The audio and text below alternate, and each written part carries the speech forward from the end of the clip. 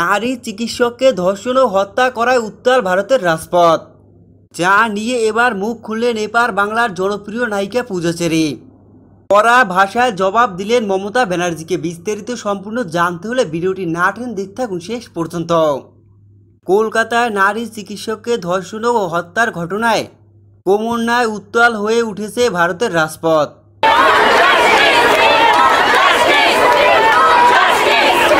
কঠিন থেকে কঠিনতর আন্দোলনের ডাক দিচ্ছে আন্দোলনকারীরা।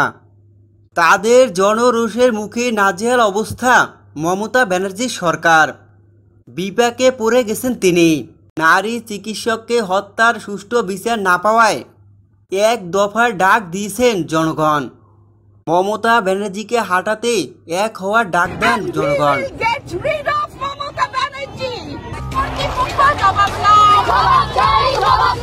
এবার অবশেষে সে আন্দোলনকারীদের পাশে দাঁড়িয়েই মুখ খুললেন এপার বাংলার জনপ্রিয় নায়িকা পূজা চেরি।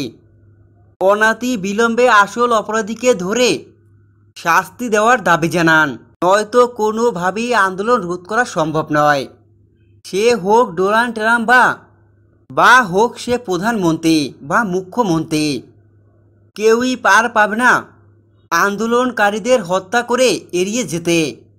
যেভাবে নির্বিচারে মমতা ব্যানার্জির পুলিশ গণহত্যা চালিয়ে চলেছে আন্দোলনকারীদের উপরে, ধরে নিয়ে যাচ্ছে বিভিন্ন স্থান থেকে তাদের।